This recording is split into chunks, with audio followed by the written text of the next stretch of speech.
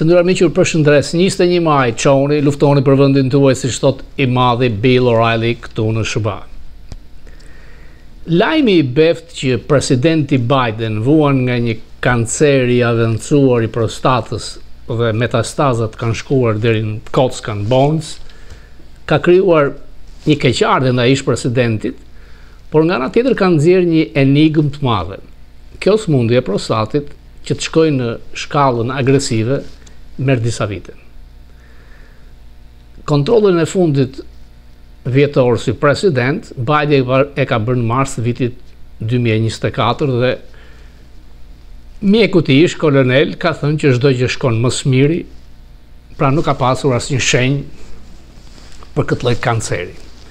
Tani ose është fshehur kjo me urdhër të Bidenit, ose ka kaluar një ajo që quhet PSA, analiza përmes gjakut për të pasur nivelin e për të treguar që mund të jesh me kancer në prostat, nëse është mbi 4, rreziku qëndron.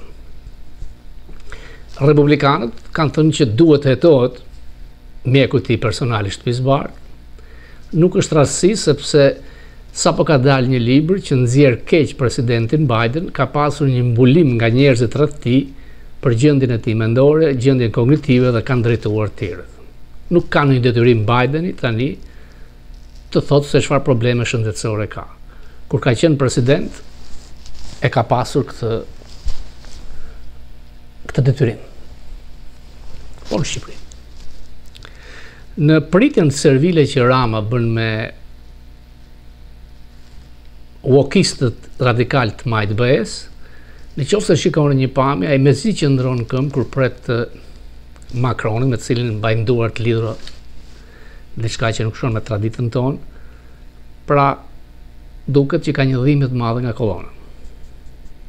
Është kërkuar nga krau tjetër që kryeministri të bëjë analizën e a përdor apo nuk përdor droga të forta, nuk e ka pranuar.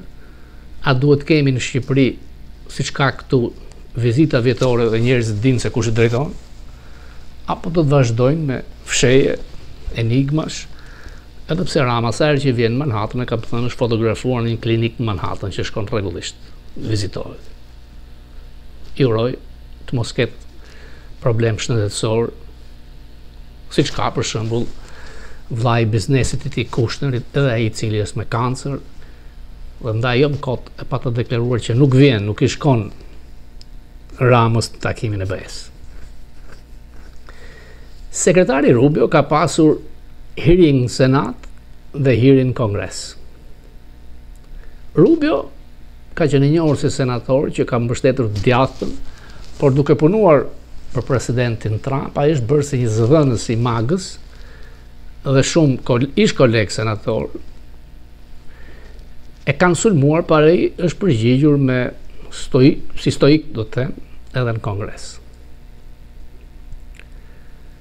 Në qoftë se janë paguar miliona dollar për një firmë lobingu për opozitën, çasti më i mirë për të treguar forcën e tyre janë këto dy hearing, në Senat dhe në Kongres. Pra një kongresmen ose senator, mbas një donacionit marrë nga firma lobuese, mund të bënte pyetje të thjeshta dhe mund të thoshte që zgjedhjet janë vjedhur në Rumani, le të themi, do të njihni apo jo. E njëjta gjë edhe me ne. Kur Zeldini ka vënë përpara Blinkeni në një hearing në Komisionin e Marrëdhënieve Jashtë në Kongres, ka qenë sponsorizuar nga shqiptarë amerikanë të Michiganit. Pra kështu arrihet që problemi shqiptarë që jemi qendra rëndësës të shkojnë në tek Rubio, sepse me letra nuk besoj se kanë ndonjë reagim. Departamenti Amerikan, përveç deklaratës që ka pasur për Focus, e kam dhënë dhe më synoja fillimisht që jemi ndjeni të vetëdijshëm për parregullsitë e zgjedhjeve. Zgjedhjet duhet kishin qenë pa intimidim në përputhje me ligjet shqiptare. Pra, sipas kësaj deklarate që më ka mërzitarisht të atribuar nga zëdhënësi i Departamentit Amerikan të Shtetit, ka pasur intimidime dhe nuk janë bërë zgjedhjet sipas ligjeve shqiptare, dhe ata dinë që ka parregullsi. Pas kësaj, mund të kemi deklarata, qëndrime tjera në base presin o diri. Ndryshon qëndrimi i kësaj administrate në kohën kur ishte Yuri Kim, kur vraponte për të uruar Ramën. Takimi ambasadorëve, edhe pse BE-ja përfaqësohet me një gej që shqiptarët nuk e pranojnë dot, kanë drejt, me Celi Bashën dhe me Dumanin kërkojnë fakte dhe mbas arrestimeve me bujë që janë bërë për trafikantët, sipas dhe opozitës, shumë nga ta kanë qenë sponsorizues të Ramës. Kjo fitore shumë e madhe me 83 deputet ka atë që Rama do të haj peshën e vetë. Edhe vetë Rama, edhe pse pa të thënë 88, ajo që ka ndodhur me zarfat e diasporës është skandaloze. Nuk ndikuan dot në rezultat, se nuk prodhuan mandat shtesë për Ramën, por në qoftë se diaspora do të kishte votuar lirisht e pa manipuluar në këtë rrugë votat për me zarfave, ata do të humbisnin 12 mandate. Trumpi është kthyer nga vizita në vendet arabe, ku ka marrë premtime për disa trilion dollar investime, dhe siç e ka thënë dhe vetë, unë do të jem larguar, por njerëzit do të mbajnë mend që janë krijuar vende pune. Është krijuar kjo frym në Amerikë. Nga ana tjetër, ai ka hedhur një plan për atë që quhet Golden Dome.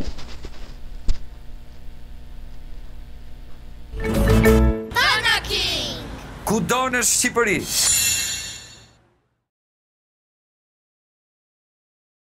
Do të ndërtonin dom rus dhe dom kinez, do të ishte worthless kjo që bën Trump. Por nuk besoj, sepse në teknologjinë ushtarake amerikanët kanë e përsi. Trump ka qëndruar për një kohë gjatë në takim me Kongresin, sepse nuk po kalon atë beautiful bill, është 1116 faqe, ku kryesorja është që kërkojnë 4.5 trilion shkurtime taksa për klasën e pasur për korporatat, shkurtime rreth 800 milion për siguracionin shëndetësor për ata që konsiderohen në nivelin e varfërisë, që janë 77 milion, shumë. Por janë disa grupime, disa fraksionet republikanëve që kërkojnë të mbesin republikan, të ruajnë atë konservatorizmin tipik të republikanëve, duke mos i hapur rrugë zotit Trump. Duket se ka një marrëveshje, një pazar, po i them, nuk është shqip, allashverisht prap nuk është deal anglisht, marrëveshje shqip, për të tërhequr, për të bërë disa lehtësira.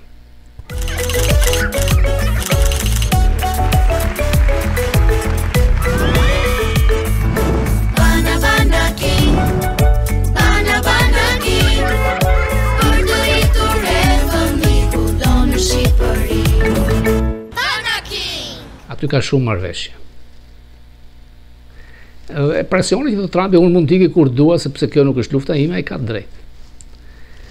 Ndërkohë, duket që zoti Trump po i gjynjëzon ato që quhen networket e televizioneve amerikane.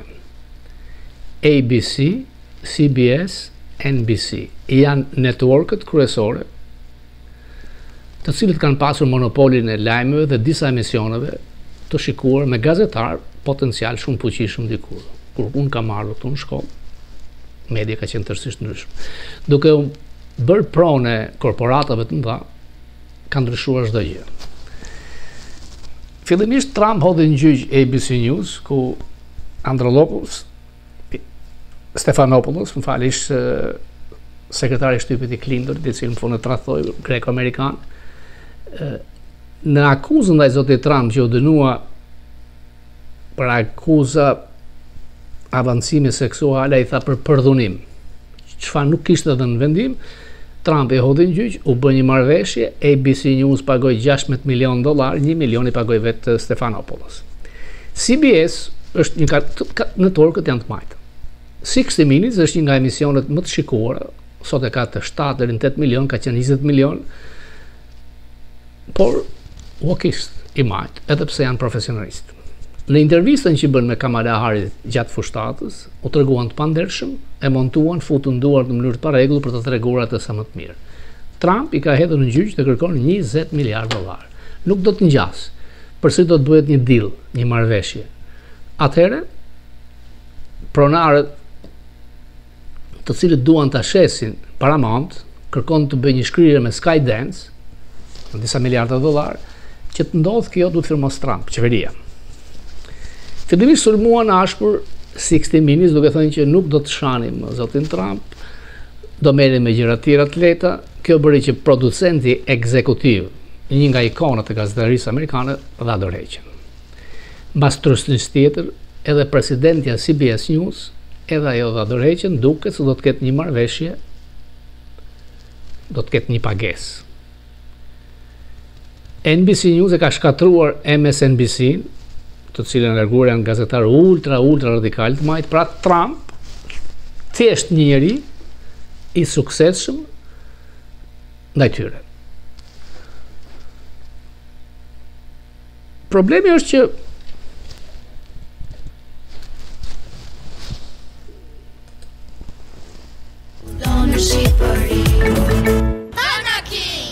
Kudo në Shqipëri. Broadcasti është tjetër gjë, siç është Fokus është dhe natë. Podcasti është si radio. Bill O'Reilly do të shkoj për një vizitë me ftesë në Kinë, ku do të ketë një lloj promovimi për librin e tij të ardhshëm, dhe tha që nuk mund të përdor më fjalën Orient. Orient ka qenë një fjalë ofenduese përdorur nga romakët, dhe në Kinë ti nuk mund ta përdorësh këtë, por dhe këtu në Amerikë është njësoj, si më thojë më falin fjala negër që nuk përdoret, edhe Orient do t'i drejtohesh si Azia Veriore. Amerika ka interesa në atë pjesë të botës. Zoti Trump e ka përdorur Bill O'Reilly për të bërë ndërmjetësin me Harvard University, ku Bill O'Reilly ka qenë student, me nota jo të këqija, dhe si thot vetë ai, e ka përdorur dhe në raste tjera. Dhe në këtë vizitë do të ketë detyra nga presidenti për të çuar përpara magën. Të rikthejmë edhe një herë hearing të zotit Rubio. Ai përmendi me fakte shifrat qesharake të përdorura nga USAID, siç ishte rasti rreth $10 milion për synet liqe diku në Afrikë, dhe miliona dollar dhënë kot. Dhe Rubio tha një mëzgjuarsi, kur ne ndalojmë ndihmat ndaj një vendi të afër, ky është suksesi. Do të thotë se ky vend ka përfituar nga ne dhe ka filluar të ecë me këmbët e tij. Kjo është për shembull edhe për sistemin e drejtësisë në Shqipëri. Në qoftë se amerikanët do të ndërpresin mbështetjen financiare për Spakun, kjo do të thotë që sistemi ka filluar të punojë vetë. Nuk të them se e ka thënë. Ai solli një shembull me Korenë e Jugut. Korea e Jugut tha ka qenë më e varfër se Korea e Veriut. Ne e kemi ndihmuar dhe kemi ndihmuar shumë. Në një çast kur ata filluan të rikurohen, ndaluam dhe sot dihet se kush është, ku ka arritur Korea e Jugut. Këto betejat e tarifave, Trump ka një fitore minimale, kanadezët janë tërhequr nga një pjesë e madhe të tarifave ndaj Amerikës. Pritet në nënshkrimi me Korenë e Jugut, me Vietnamin, me Japoninë, me Indinë, ka propozime siç thuhet, ende jo të detajuara.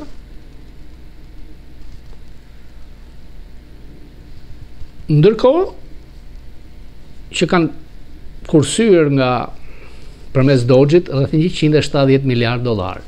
Nuk shkuan dot tek premtimet e Muskut $2 trilion. U sulmua shumë Musk dhe presidenti Trump se po shkurtojnë në administratë. Ju bën një trysni punonjësve federal të jepnin dorëheqjen, të merrnin një 6 muaj pagesë, të mos humbisnin mbulesat e sigurisë shëndetësore. Dhe sulmet ishin të mëdha, e Trumpi po pushon njerëzit, kur presidenti Clinton ka shkurtuar mbi 350.000 nga administrata. Bideni, duke nisur që nga Obama, ka shtuar rreth 400.000 vetë në administratë, tërësisht majtë. Trump ka drejt heqi këtë doj, kërkon të ketë administratë vogël. Jo kam thënë që Departamenti Amerikan i Shtetit do të ketë përgjysmin buxhetit, do të shkrijë 130 byro dhe zyra, 18% e diplomatëve ose do shkarkohen dhe dalin në pension, dhe ajo që thot Rubio nuk do të jetë në platformët majtës radikale. Në Senat ka pengesë. Kanë kaluar vetëm 10 ambasador. Fakti është që Trump ka bërë emrime në bazë të donacioneve. Janë shumë emrime politike të ambasador. Ka një lloj kvote 10-20%, me Trump i ka shkuar 40. Rasti që mban erë nepotizm, Kushner i plak, i jati i dhëndrit Jared Kushner, i dënuar për korrupsion, evadim taksash, mashtrim dhe gënjeshtrat para gjykatës, me burg nga Kristi, mori pardon nga Trump kur ishte president. Ultra i majt, Sorosian, uokist, personi ndyrë. Në hetimet nga FBI janë thritur si dëshmimtar ndër të tjerë kunati i tij, të cilit i ngriti një grack duke e filmuar me disa prostituta si presion që ai të ndryshonte dëshminë. Kjo thanë gjykat. Dje emrimi i tij çuditërisht kaloi në Senat me vota 51-46. Një demokrat ka votuar për të, Afrikan-Amerikanë në New Jersey, normalisht bankomatit majtëve ka qenë Kushner gjithë jetën, por disa senatorë janë ngritën problemin karakterial duke i sjellë dëshmit e gjyqit kur ai është dënuar për korrupsion. Ai tha që kanë bërë një gabim të madh, por ky gabim më ka bërë më të pjekur. Trump kur bëri atë nominimin quajti filantropisë të Zotit, nuk ka asnjë aftësi në diplomaci.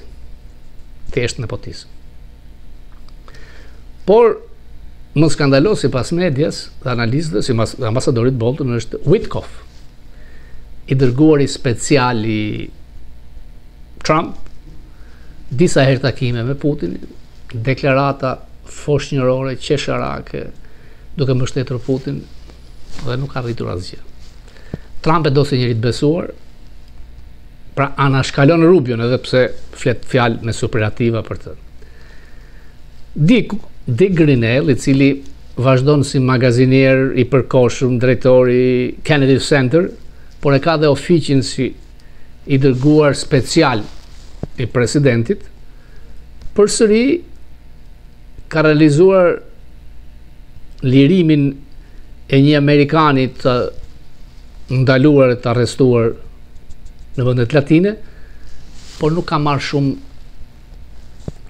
hapësirë në media. Pra, grupi klani që janë kundër tij e luftojnë. Por Grenell është afër veshëve të Trumpit, sepse është i lidhur me Kushneri dhe me Don Jr. Mbas gafës të Kushnerit dhe Don Jr. në Beograd, ku Vučić si reagim të mos takimit me Trump në Mar-a-Lago, ju ka hequr atë kontratën për hotelin e famshëm në Beograd, Don Jr. i ka vënë syn Vietnamit. Kërkon përfitimet mëdha me miliona dollar, duke ushtruar turistënin se tarifat po vinë dhe përpara tarifave Don Jr. përfiton. Këto ngrihen nga media. A është e ligjshme? A ka probleme etike? Në qoftë se u mbet Kongresin zoti Trump, këto të gjitha do dalin. Siç do dalin edhe aferat e Kushnerit me Ramën Sazan. Në kurriz të shqiptarëve, të taksapaguesve shqiptarë, që kjo është thjesht një vjedhje për të blerë heshtjen të administrata amerikane përmes Kushnerit. Ëndron një ftesë, por fakti që Departamenti Amerikan nuk e ka uruar për fitore, madhështore, si thotë ai, frika se mund mos ketë dhe një njohje zyrtare që do të shkoj gradualisht siç vajti dikur në 96-ën ndaj qendrës djathtë shqiptare, ka bërë që të përdor batuta duke përdor Giorgia Pieprin në Italis, mbas edhe Orbanin, dhe në takimin e radhshëm qershor të NATO-s do të shikojmë Don Cesar do të sillet indiferent ndaj liderit global të Ballkanit, si sol kur ishte rasti për urimit katedrales Parisit, apo ky përmes Pieprit do arri të bëjë një foto. E kam thënë disa herë që zoti Trump ka alergji për dy terma, Soros dhe socialist. Edhe natyrisht nëse dikush ja kujton fjalët shumë denigruese që Rama ka bërë ndaj tij, doni se fal kur. Aq më tepër që në departament kanë ardhur sa skifter, të cilët kërkojnë të krijojnë një frym për djathtën, synuan në Gjermani, synuan në Rumani, nuk kanë dalë haptas, Shqipëri po ardhja e Lasi Vitës dhe Panafortës, dhe pse kanë ardhur të paguar, duke qenë njerëz të Trumpit, natyrisht që këmbanat e tyre do të dëgjohen në Washington. Sepse, e them dhe një herë, një njeri me një logjik minimale nuk mund të pranoj atë rezultat në Shqipëri. Në raportin para të Odirit, theksohet ndërhyrja e administratës, pa rregullsitë, dhe Rama në një deklarat ku kishte kryeministrin e daneze, tha që ne nuk kemi demokracinë e Danimarkës. Jo, në vendet e NATO-s ka diçka që është e njëjtë për të gjithë, votat nuk vidhen. Pushteti ndryshon me votë.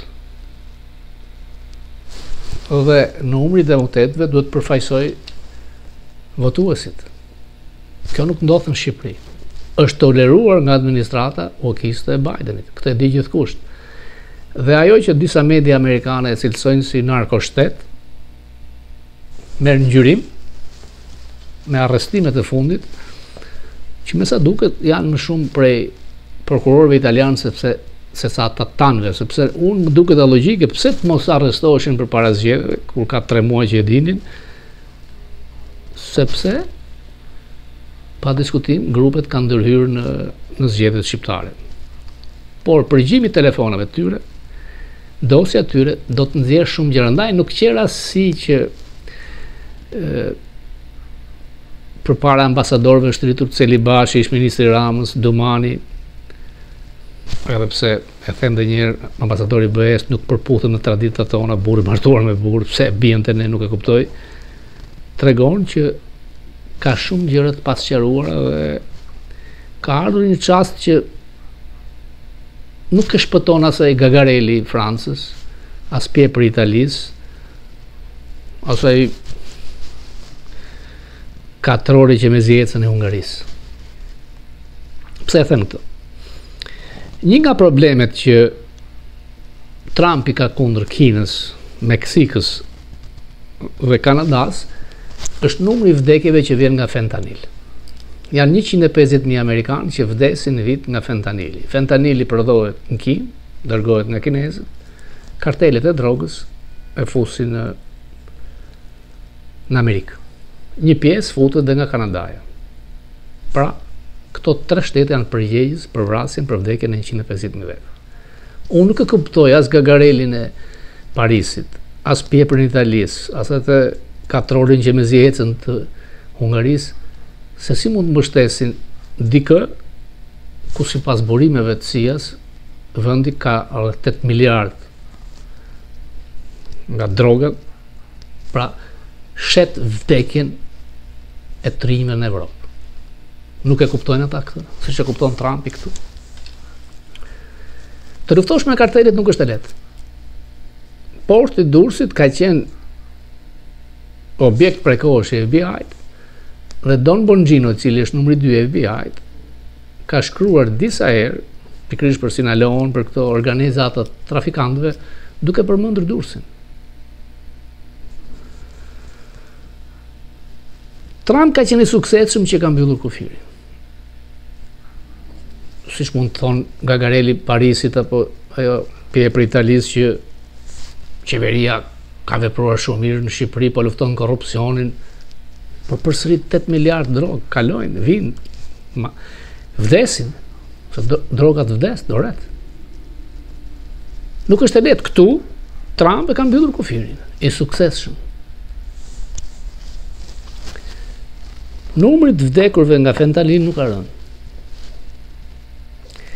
Edhe pse ka mbyllur kufirin, ku ai thot 99%, po të paktën 95%, droga kalon. Pra edhe pse ti mund të arrestosh 52 vjet përmes prokurorisë italiane, droga përsëri kalon. Kur kalon këtu, janë me mira traqe, ma unë të mëdha që kalojnë, nuk mundemi ta kontrollojmë thotë Amerikanë, është e pamund. Teknologjia më e përparuar tjetër. E njëjta gjë në vendurës. Janë shumë. Duhet pra përpjekje madhore për të ndaluar këtë. Natyrisht që tregu është këtu. Amerikanët janë në shoqëri që përdorin drogat. Moralisht fillon këtu. E një gjë në Europë. Ai presidenti francez që ka vetëm 7% votave, ajo Pierre për Itali, janë përgjegjës, sepse shoqëritë e tyre në degradim, me mungesën e nocionit kom, italian, gjerman, francez, në një degenerim të madh, janë konsumator të pangopur të drogave. Do Rama, do Dumani, çdo ai burr që bartohet me burr, drogat vazhdojnë. Rrugët që vinë nga Amerika Latine gjejnë pikën më të dobët, Durrësin, sepse në portet e tjera ka 2 ditë që bëjnë pushim. I del kosto më e madhe nga Amerika Latine të shkojnë të dërgojnë drejt në Europë, i bie më lirë ta bien Durrës, paguajnë më pak, fusin më shumë, fitojnë më tepër. E njëjta gjë edhe këtu. Do të kem me Mother Jones, gazetarin, përsëri një kontakt, do të mbaj në vijshmëri si do të veprojnë amerikanët. Kushte e çelësi magjik i ndalimit drogave këtu, sepse në shumë shtete thuajse është bërë e ligjshme. Ligji federal nuk e lejon, shtetet nuk e ndalojnë. Në qoftë se ti del në Manhattan, është e pamundur.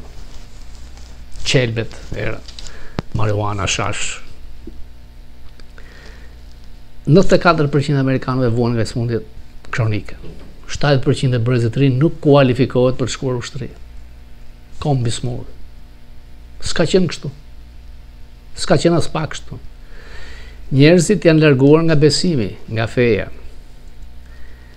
Ulje e moralit në familjet amerikane, 1 në 2 janë shkatruara, sipas Bill O'Reillyt. Janë addicted me përdorimin e drogave, jetojnë në një realitet tjetër, në trysninë e reklamave pafund në celular, kjo është dhe në Shqipëri, dhe është një hamulli e madhe. Dhe me të gjitha është kriza morale. Sidomos në shoqëritë perëndimore kjo ndihet, vajt më tepër në Europë. Në Europë, Europa ka humbur atë identitetin e vet. Sidomos pjesët përbërëse. Europa është më pak se sa shuma antarëve veç e veç, do të më thoshte ambasadari Bolton. Në qoftë se Europa do të toleronte një narkoshtet që gjoja kërkon të afus dhe të antarësojnë be, do të ishte njësoj si Kolumbia, El Salvador, dhe do të paguan të shtrejt me jetë në fëmijëve tyre. Natyrisht që korrupsioni është jërësia jona. Edhe ata drejtuesat janë të korruptuar.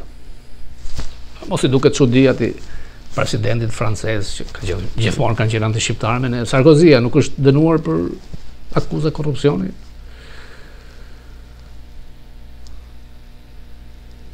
E vetmja mënyrë për të luftuar korrupsionin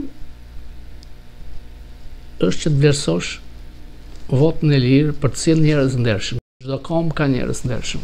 As nuk e diskutoj, ata janë shumicë. Si këtu në Amerikë, si atje në Shqipëri, si edhe në Francë. Por Trumpi këtu, Macron atje, Rama atje. Gjithkund është e vështirë. Njerëz të aftë, njerëz të ndershëm nuk pëlqejnë që të zhyen tek lufta ndyrë politikës. Ka ikur koha kur kemi pasur shtetar, De Gaullein, Helmut Kohlin, Thatcherin, Reaganin, Bushët, pra bota gjithmonë po bëhet më sipërfaqësore.